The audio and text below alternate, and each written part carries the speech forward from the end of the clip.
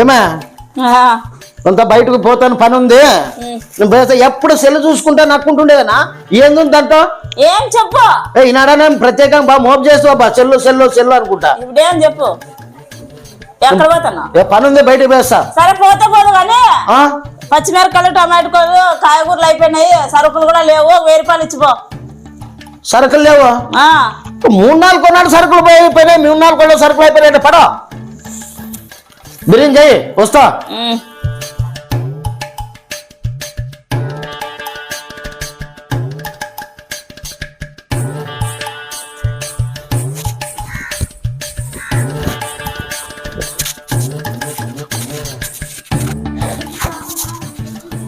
బాబా ఏమెన్లోపా అయిందా అన్నము అన్నం అయిందా అయింది మళ్ళీ కండాపో ఆకలి అవుతుంది ఏం ఎండకు నీళ్లు నీళ్లు నీళ్లు అన్నమే పోదు మళ్ళీ అన్నం ఏంటుకో ఎవరో పెట్టితే తినిపోతామా సరేలే పెట్టుకో ప్రతిదీ క్వశ్చన్ లేట్కెత్తావు నువ్వు అయ్యా పెట్టుకొస్తా నాకు వాళ్ళు పెట్టరాపో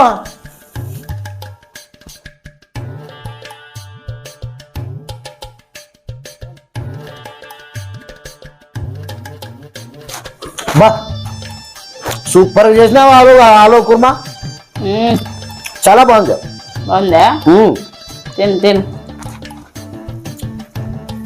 నువ్వు తిన్నావా నాకు వద్దులే నువ్వు తింటే సార్లే నువ్వు తిను తినిపో 2 బాటలు ఇంత పెట్టుకొస్తే అవుతుందా చాలు నాకే చాలు నాక తిను చాలు నువ్వు తినిపో ఇంకా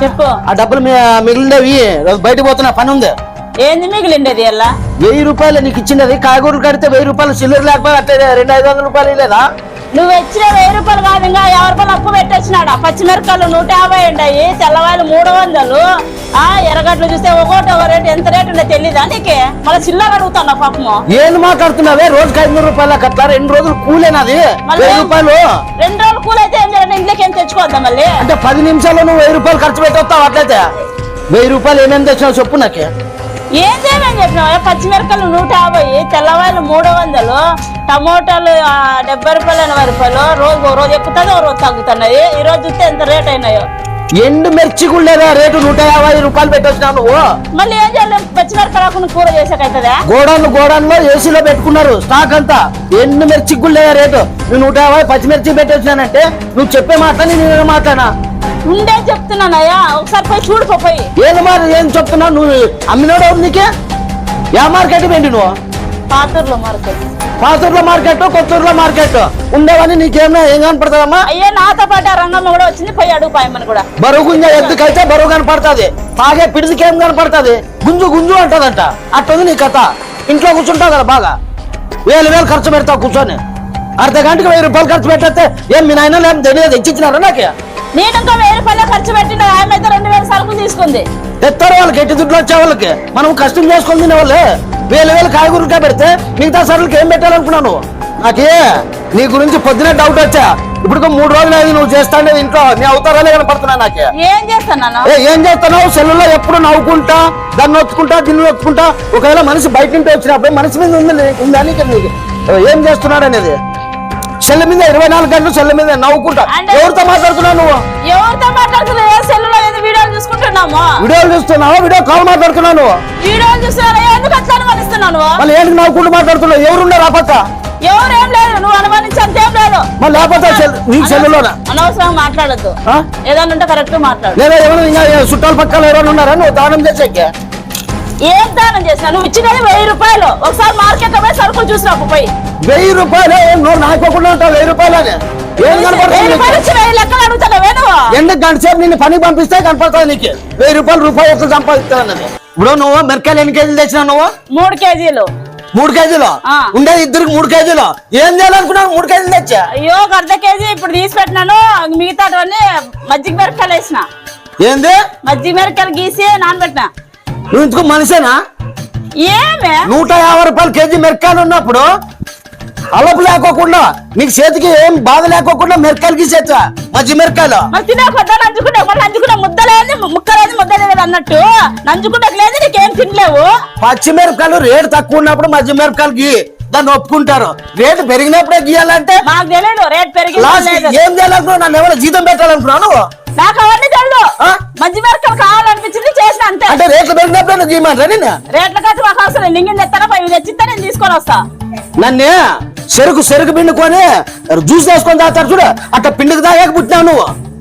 ఏం సంసారం చేసే కాదు, ఇక్కడ మనిషిని పిండుకొని తాగుతున్నావు. అంటే తినే కొద్దానికి ఏది తింటావు? తినే కొద్దా అంటే యాడికి తినేకి దానికి హద్దులు ఉండవా? ఏంది అట్లా పట్టినావు? మనిషి కాదు నువ్వు, మనిషి కాదు. సాయంత్రం వచ్చి నీకు కజ్జి చెప్తా ఉండు. వాళ్ళు చెప్పినా పో, పోయి రాపో. పచ్చిమిరకాయలు టమాటాలు ఎర్రగడ్డలు తెలవాలము. పచ్చిమిరకాయలు టమాటాలు తెలవాలి ఎర్రగడ్డలు. పచ్చిమిరకాయలు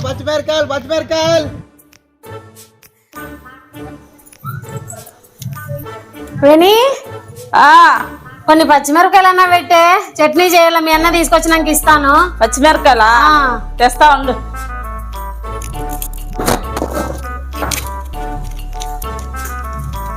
పట్టు గాని ఇవతలకి రా. ఇట్లా అబ్బా పట్టు. మా అన్న బాగా జాగుతానండి నిన్ను. పడిపోయా చూడు. సర్లే గాని దాచిపెట్టుకో. మా ఆయన చూసాడు అనుకో, నేను ఇంట్లో కానీ ఉన్నాడు. ఓ అమ్మా, ఇప్పుడే అంత అరుచుకుంటా గొడవ పడి. బంగారు ఇచ్చినట్లుంది. అయ్యో పచ్చిమిరకాయలు నీకేం తెలుసు? రేటు బంగారు ఉన్నట్టే ఉంది. సరే సరే, ఇచ్చి పంపిస్తా. పచ్చిమిరకాయలకు వచ్చి తిప్పలు ఒకదానికి రాలే. పొద్దున అట్లే అరిసి పాయ. సరేలే పెట్టుకో. బబ్బబ్బబ్బబ్బబ్బా ఏం ఉంచుడప్ప ధర్మరాజు బిడ్డ దానాలు చేసేకి కొంపులో కూర్చొని నువ్వు తినేది కాక ఇండ్ల పక్కల వాళ్ళందరికీ పచ్చిమిరకాయలు టమాటకాయలు దానం చేసుకుంటుంది. నిన్ను నరకితే తెలుస్తుంది పనికి ఎండకి. పచ్చిమిరకాయలు టమాటాలు ఎర్రగడ్డలు తెలవాలము. అబ్బా ఎకరా ఏమేమున్నాయి నీతో? పచ్చిమిరకాయలు ఉన్నాయి, టమాటాలు ఉన్నాయి, ఎర్రగడ్డలు ఉన్నాయి, తెలవాలు ఉన్నాయి. రోహన్ తిట్రా నాయనా? ఏనా ఏమన్నా పని ఉందిరా? పని ఉందంటాడు. ఏమా గుడ్లు గుమ్మాకుందామా? ఏం చేస్తున్నప్పుడే చెల్లిగిని మొదలు పెట్టి నా చూసుకుంటా. గిరా దించ పట్టుకో గంప బరువు ఉంది. పట్టుకో కాదా అన్నా. నువ్వు ఎట్లా మంది మిరకాయలు? 150 150 ఉన్నా. రా నువ్వు 150 అమ్మితే ఆ రైతు కి ఎంత పడి ఉంటుంది? మార్కెట్ లో నీకు ఎంత కేసింటారు? మేమేం చేస్తామన్నా, వాళ్ళు మార్కెట్ లో రేట్ వేస్తారు, మేము అదే రేట్ అమ్ముకుంటామన్నా. మాదేముందన్నా, వాళ్ళు మా రైతులకేం అంత ఉండదు. తెలదన్నా రైతులకు ఉండదు. ఆడంతా 50-60 రూపాయలు ఉంటది. తర్వాత వాడు దళారీ కూడా వేసుకుంటాడు, మా మండి కూడా వేసుకుంటాడు. వాళ్ళు వేసుకొని వీళ్ళు వేసుకొని లాస్ట్ కి మీతాకు వచ్చి మీతోనంటే మాతాకు వచ్చి తలకే బీదోళ్ళు కూలి చేసుకొని పోయేవాళ్ళు రోజుకు 100 రూపాయలు 120 కూలి. ఎండాకాలంలో పనులే లేవు. ఆ పనులు లేకున్నప్పుడు 150 రూపాయలు నీ మిరకాయలకే పెడితే మిగతా సరుకులు ఏం కొనాలా, ఏం తినాలా? మేమేం చేస్తాను, వాళ్ళు దళారులు అట్లా వేస్తారు, మేము ఇట్లా అమ్ముకుంటామన్నా. మళ్ళీ మాకేంది పుడుతుంది? ఏదో ₹1-2 పుడుతుంది అన్న. కాదు భాష, పచ్చిమిరకాయలే 150 అమ్మితే ఎండుమిర్చి ఇంకెంత అమ్మాలా?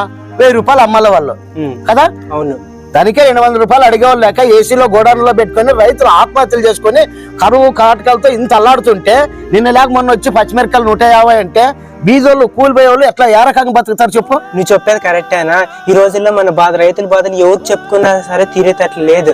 మన రైతుల దగ్గర ఏమో మనం కష్టపడి పండిస్తే వాళ్ళేమో మన దగ్గర తక్కువ ధర కొనుగోలు చేసి దళారులు ఏమో ఎక్కువ ధరలకు అమ్ముకుంటున్నారు. మనమేమో పండించిన రైతులు లోపలికి పోతాం, దళారులు ఏమో లక్షలు మూట కట్టుకుంటున్నారు. పచ్చిమిర్చి, ఒక టమాటా, ఎర్రగడ్డ ఏదైతే నేనే అన్నిటి కూడా చివరికి మన రైతులకైతే ఏం మిగిలేది లేదు. రైతు పండిపోతే ఏంది లేదా? రైతు పండించడానికి కానీ ఇప్పుడు అన్ని పండిస్తాడు. ఇంట్లో బియ్యం పండిస్తాడు, జొన్నలు పండిస్తాడు, రాగులు అన్ని పండిస్తాడు.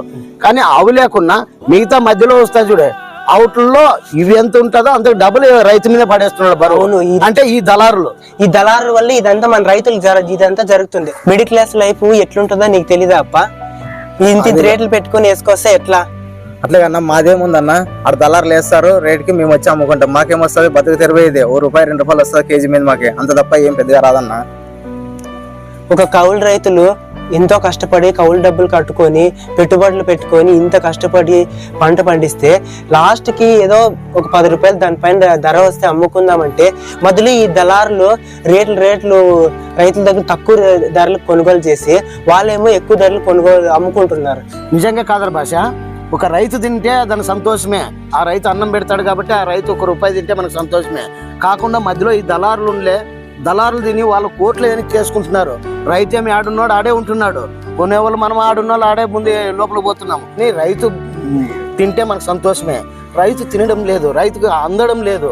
రైతు దిక్కేమో ఆటాటికే దొరుకుతుంది రేట్లు, కానీ మధ్యలో దళారుల్లో ఇట్లా చేస్తున్నారే, అందుకొరకే మనకి ఇట్లా అనిపిస్తుంది. కొనుగోలుదారుల మీద బరువంతా వేస్తున్నారు కదా, అట్లా కాదని రైతులకు అంతో ఇంత గిట్టుబాటు ధర ఇస్తే రైతులు సంతోషంగా ఉంటే కదా మనం సంతోషంగా ఉంటాము. అయితే రైతులకేం గిట్టుబాటు, వాళ్ళకేం ధరలేం లేవు, వాళ్ళకేం మారే చేనులో నుంచి అంతంతకంతే తోటల్లో నుంచి అంతంతకే కొంటారు దళారులు. మనకు చూస్తే ఆ కావాల్సిన అంటిస్తున్నారు రేట్లో. ఇట్లా కాకుండా మంచి ఆలోచనతో రైతుతోనే ₹1 ఎక్కువ పెట్టి రైతు బాగుండేటట్లు చూస్తే అది ఎప్పటికీ జరగదు బాబాయ్. రైతే రాజు అంటారే గానీ రైతు బానిసగానే మిగిలిపోతున్నాడు, రాజు రాజుగానే ఉండిపోతున్నాడు. ఎంతో మంది ఇప్పుడు ఎండుమిర్చి కష్టపడి పండించి గోడాన్లోనే పెట్టేసినారు, సరైన ధర లేక. వాళ్ళకి కౌలు రైతులకు సరైన ధర లేక అక్కడే పెట్టేసి వాళ్ళ బాధలు అయితే ఎంత కుమిలిపోతున్నారంటే అంత కుమిలిపోతున్నారు. నిజంగా కదర్ భాష, ఈ రైతుకి వచ్చిన కష్టం, ఈ దేశానికి రైతే వెన్నెముక అంటారు కదా, ఆ వెన్నెముకే బాధ వచ్చినప్పుడు ఎవరికి చెప్పుకోగలరు? కానీ ఆ రైతు దేవుడు లాంటి వాడు, అతను బాధ పెడితే బాగుండదు, అతనికి మంచి గిట్టుబాటు ధర కావాలని చెప్పి అందరూ సంతోషంగా ఉంటారని కోరుకుంటున్నాం.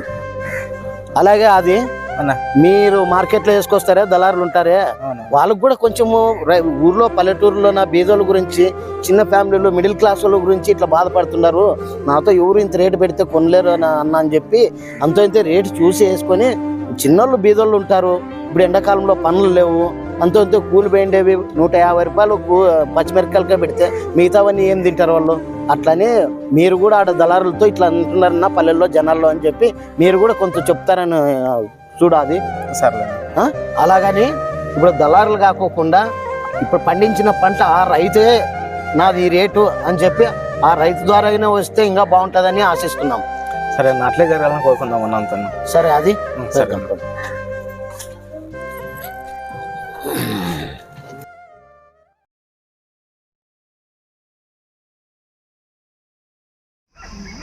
హాయ్ ఫ్రెండ్స్, మా ఏఎస్ఆర్ ఛానల్లోన రైతుల గురించి ఒక మంచి వీడియో తీసినాము. దీంట్లో ఏమైనా తప్పులు ఉంటే మీరు క్షమించండి, ఎవరినైతే ఉద్దేశించింది అయితే కాదు. ఇది రైతుల కోసం తీసినాము.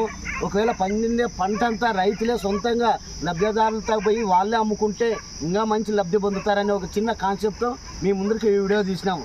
దళారుని నమ్ముకుంటే ఎంత నష్టపోతున్నాం అనేది మీరు ఒక ఆలోచన చేస్తారని ఈ స్కిప్ తెలియజేసుకున్నాము.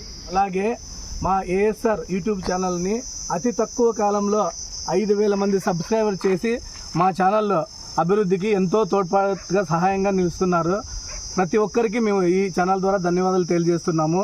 అలాగే మీ ప్రోత్సాహం మాకు మరింత కావాలని ఆశిస్తున్నాము.